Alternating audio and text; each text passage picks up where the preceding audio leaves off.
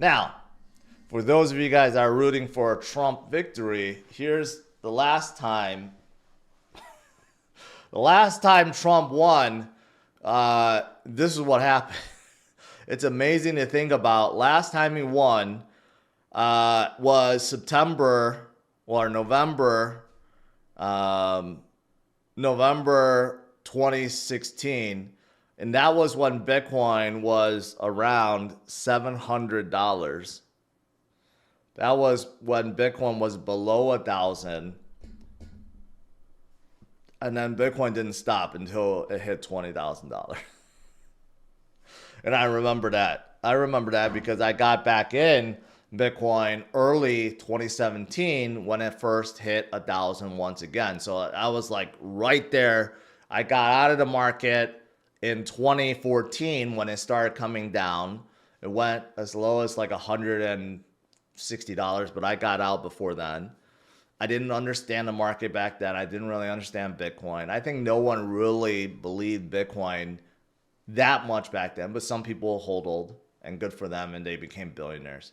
But I started educating myself more in 2017, realized the potential. But still, I didn't believe it as much as I do now, knowing more about money now. So my conviction in Bitcoin has gone up a lot more. But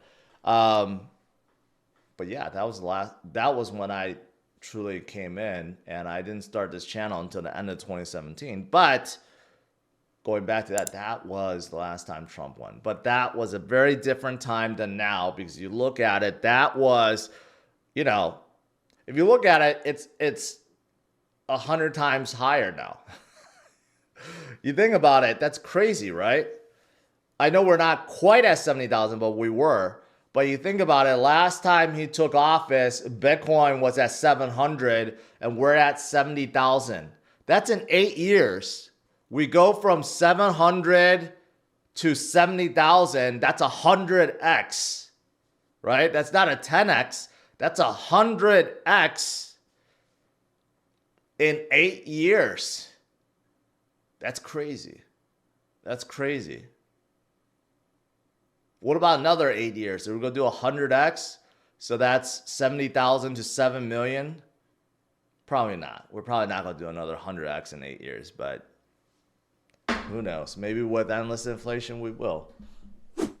Anyways, moving on. Right now, being under 70,000, you know who's not panicking? Whales. Since November 1st, that's only 3 days ago, there have been 5 whales identified that has purchased $192 million worth of Bitcoin. That's roughly 2,800 Bitcoin. And they are buying at a ferocious rate, right? This is all just DCAing. DCAing under $70,000. And this is what whales do, because they think it's a good buying opportunity. Anything under 70,000 to them is a good buying opportunity, and they will continue to do so. And Sailor thinks it's a good buying opportunity, and everyone else that's a mega whale, an ultra whale, and those institutions and everyone else, they will continue to load up. This is still good opportunity to DCA. That's what you do. Even for retail investors, even if you don't have $70,000, you have $100, $100,000, DCA in. Because like I said, in another 4 years, 8 years, when Bitcoin is at $500,000, you're going to feel silly arguing over $60,000 Bitcoin when it's at $500,000, right? And this is showing the trend, obviously, since September, October. The trend has changed. This is part of that cup and handle. We have definitely broken out of the handle. We are moving upwards. It's pretty obvious to see it like this. Yes, we are moving upwards.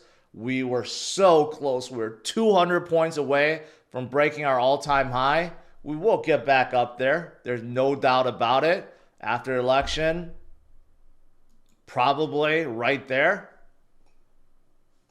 And again, on a broader view, this is where we're going. Where we are going, guys. XRP fans, I don't know why I keep talking about XRP. XRP is the gift that keeps on giving, except it's not giving anything but misery and pain. 21 shares joins the race to launch an XRP ETF with SEC filing. Like, who is asking for a XRP ETF is what I want to know. Like, no one is asking for this, yet there are people that keep pushing for this. I just don't get it. You know, no one on the planet is asking for XRP ETFs, but we may get them sooner than later. So we'll see. So there's another one. Sui, still recording huge amount of inflows, and they're still holding very well despite altcoins coming down recently a lot. But Sui is actually still holding very well. So this is probably the reason why.